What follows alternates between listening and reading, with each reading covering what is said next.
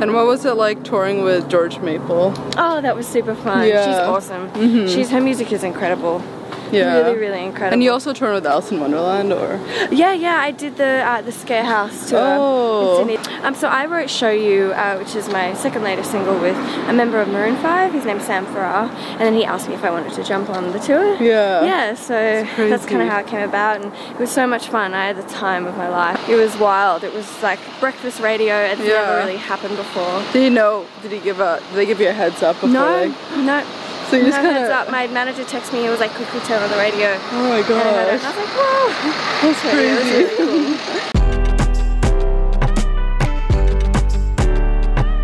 Hi, this is Lauren Engel of Sidewalk Talk. Today I'm here with Chloe. Hi. So you're born in the North Beaches of Sydney? Yes. Is there like Australia. a specific place where it's cold, or? Yeah, I'm from Newport. Oh. So, yeah. So there's also a Newport here as well. Yeah.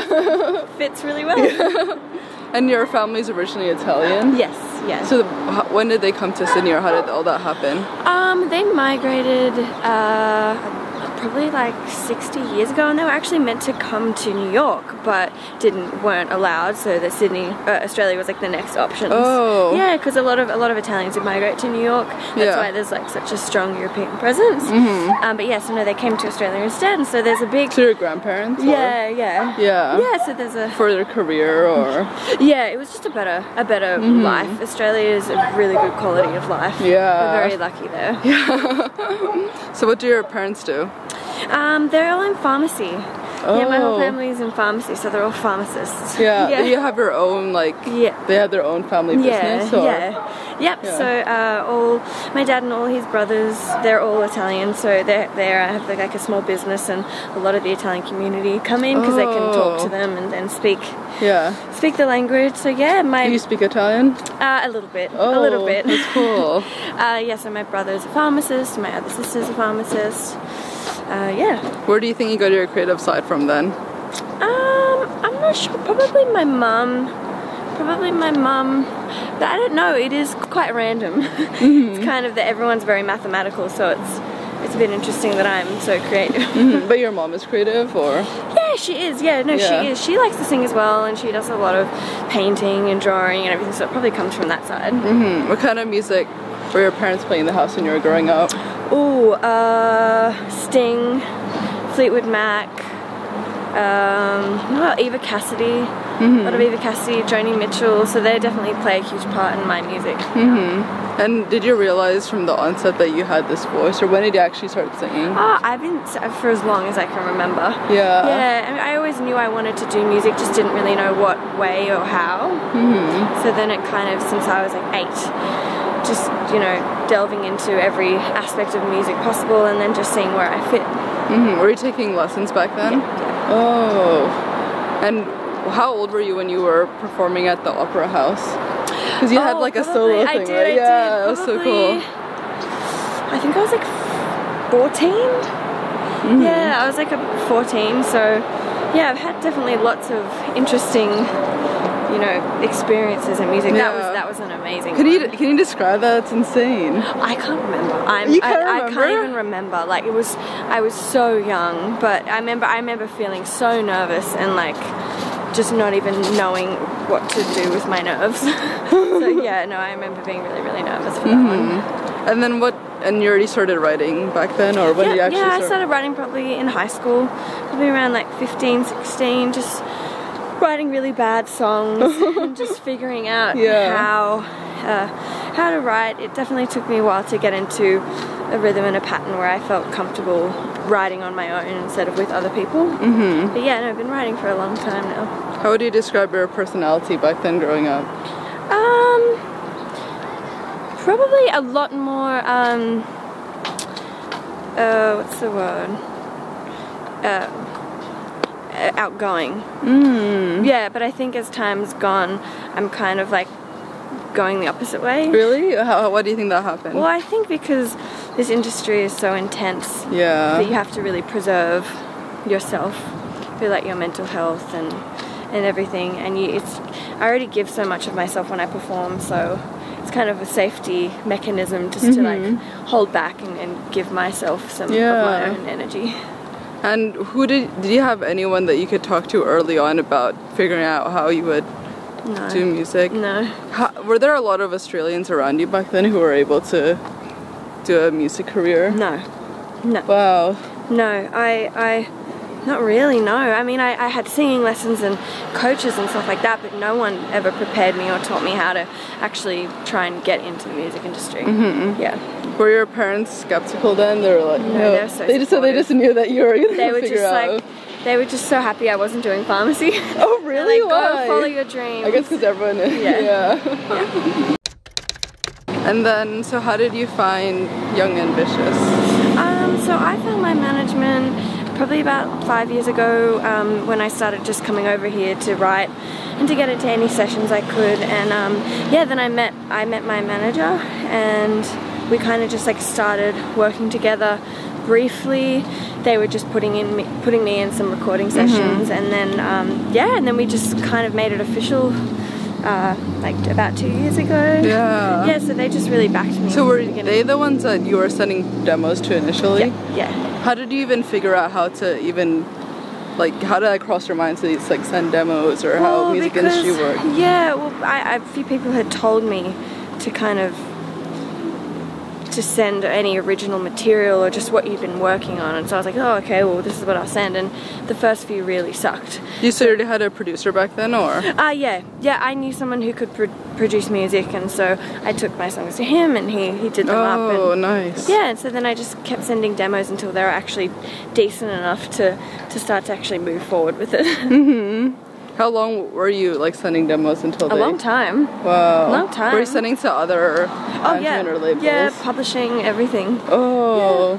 Yeah. That's so cool that you were able to figure out everything, like the emails of all these people. Or I guess it's Australia small that you're Australia's a lot smaller, and yeah, you kind of just like talk to people and you start to piece bits together.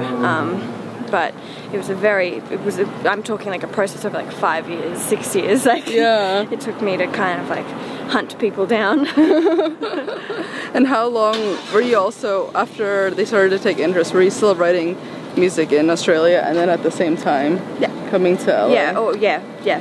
What made you decide that you wanted to like come to LA so soon? I always want my music to be as universal as possible, and to reach borders and to cross. Like, I love Australia and everything, and they're so supportive of me. I also really want my music to be heard around the world. So I was like, okay, the best place to do that would be like the music hub, and that's essentially Los Angeles. So I knew that it was a move I had to make. Was it difficult working from that one producer that you had, then putting into sessions and figuring out how to work with other people? Yeah, definitely. It's so I mean, even now, I'm going off to a session today, and it's super weird not having met the person. That never fades. Like, that never, it's meeting new people and then spilling your heart out to them is always going to be a weird situation. So yeah, still obviously learning and getting used to it all. And then during the years, so did you go to college or did you finish high school? No, I finished high school and then came straight over here. And then just started doing trips back and forth and working on music. And were you working other jobs, or how were you? Like, I was just working at the pharmacy. My dad's pharmacy, So he was really great. He would just let me come in and out whenever I needed to, and if I needed to do a performance or something, he'd just let me have, the day off or whatever. So he was, that was great. But that was my main source of income for a long time. And then were you putting out or doing any music within the 2 years before your original? Yeah, definitely. I was doing lots of covers and stuff like that, and doing, on YouTube. The whole like YouTube thing, and but then I kind of just started writing, and I didn't want to release anything until it was fully me, because I didn't want my sound changing after I released music. I wanted it to because you were like folk and then like EDM and then like... I've done every genre. I've done every genre, so I feel really good just being here now and being comfortable in this dark pop world. I know that I've tried everything. This is where I feel is most me. What clicked to you to finally release music? The first song I wrote, not the first song I wrote, the first song that I listened to and I'd finished writing, I was like, okay, this is the closest to me I think I'm ever gonna get. Like for right now. And then I was like, oh, okay, I'm gonna put this out. I think I'm ready now. And I wrote that with a New Zealand writer and producer. So I was like, oh, okay, I'm ready now. Yeah. Yeah. Were you writing for other artists meanwhile, or? I was doing a bit of writing, but mainly focusing on my project because I really, really wanted to try and get it to a place where I was ready to put it out into the world. Mm-hmm. Yeah. And then, what were your inspirations for your music videos? Music videos, like Lord and Banks and Licky Lee and Tove Lo, so like quite dark and edgy and lots of lighting and stuff like that. Mm-hmm. And then with your name, what made you decide to put an X? And it kind of like was a split between your two personalities, right? Yeah, so it's kind of like, it's still me, which is CXLOE, Chloe, but putting the X in the middle kind of gave me that like edgier, darker side. So it was like, okay, this is still me and my personality, but it's darker, it's a bit grungier, it's a bit grittier.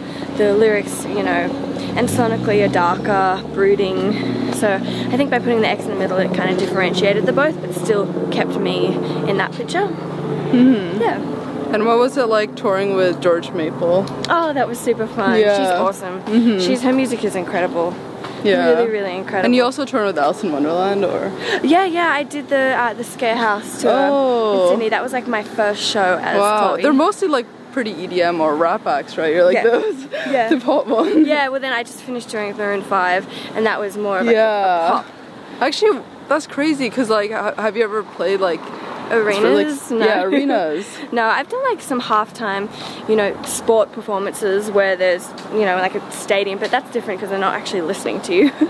It's just like halftime performances. So this was crazy because everyone was really attentive and actually listening. Yeah. It was so much fun. How did you get that? So I wrote Show You, which is my second latest single, with a member of Maroon 5. His name's Sam Farrar, and then he asked me if I wanted to jump on the tour. Yeah, so that's kind of how it came about, and it was so much fun. I had the time of my life. How did you practice for that? Just long Is it completely different hours. Performing in the arenas? Yeah, it's completely different. You kind of have to start from scratch again because it's just the span is so much bigger and so much larger. So you have to kind of like reroute your brain instead of doing like smaller venue stuff. But yeah. And you also said in a previous interview there's like a stigma of pop music in Australia, right? Yeah, pop music in Australia is, I don't know, I actually feel like we're quite lucky there because it's quite broad.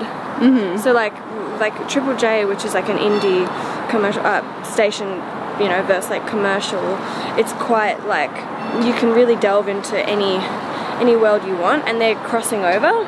Yeah. I feel like in the past there has been a stigma of, you know, like pop music's lame. I don't think it's just Australia, I think it's like universal, like, you know, pop it's like lame or it's, you know, not cool or whatever, but that's slowly changing and I don't think really exists that much anymore because pop can be anything. Yeah. Was there a decision to not sign with a record label?